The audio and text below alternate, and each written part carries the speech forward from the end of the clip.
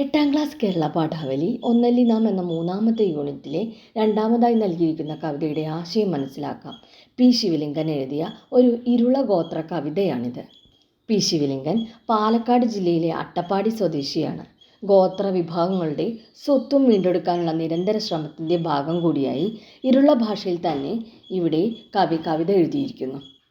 അതുകൊണ്ട് തന്നെ വാമൊഴി ഭാഷയിൽ എഴുതപ്പെട്ട ഈ കവിത ഗോത്രജനതയുടെ അതിജീവനത്തിൻ്റെ ഭാഷയായി മാറുന്നു. കവിത ഇരുളഗോത്ര ഭാഷയിലും മലയാളത്തിലേക്ക് മൊഴിമാറ്റം ചെയ്തും നൽകിയിട്ടുണ്ട്. കവിതയിലേക്ക് കടക്കാം. വെളിയെ വെടിയാലേന്താ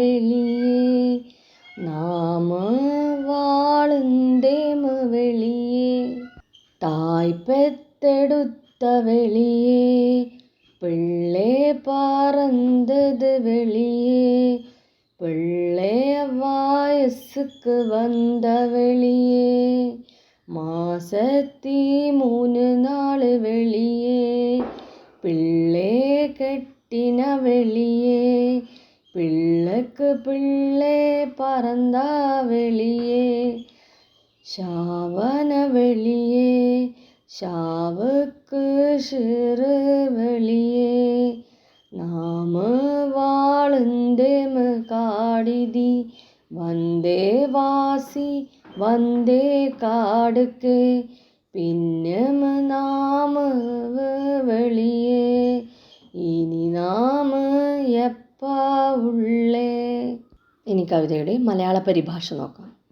അതിരാവിലെ എണീറ്റ് പുറത്തേക്ക് ഞങ്ങൾ ജീവിച്ചത് പുറത്ത് അമ്മ പ്രസവിച്ചെടുത്തു പുറത്തേക്ക് കുട്ടി ജനിച്ചത് പുറത്തേക്ക് കുട്ടി പ്രായപൂർത്തിയായാൽ പുറത്തേക്ക് മാസത്തിൽ 3 ദിവസം പുറത്തേക്ക് കുട്ടി കല്യാണം കഴിച്ചു പുറത്തേക്ക് കുട്ടിക്ക് കുട്ടി ജനിച്ചാൽ പുറത്തേക്ക് മരണമായാൽ പുറത്തേക്ക് മരണത്തിന് അടിയന്തിര ചടങ്ങ് പുറത്ത് ഞങ്ങൾ ജീവിക്കുന്നത് കാട്ടിൽ വെളിയിലുള്ളവർ വന്നു കാട്ടിലേക്ക് പിന്നെയും ഞങ്ങൾ പുറത്ത് ഇനി എപ്പോഴാണ് ഞങ്ങൾ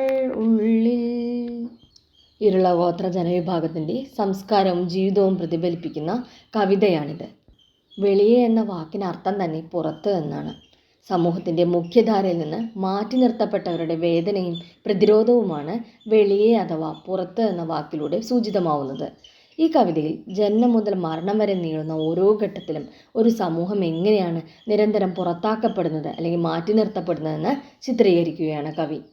ഒരു ദിവസം ആരംഭിക്കുന്നതു മുതൽ ഗോത്രജനതയുടെ പുറത്താക്കൽ പ്രക്രിയ തുടങ്ങുകയാണ്. അതായത് അവർക്ക് അടിസ്ഥാന സൗകര്യങ്ങൾ പോലും ലഭ്യമല്ല ഇന്നും എന്നർത്ഥം.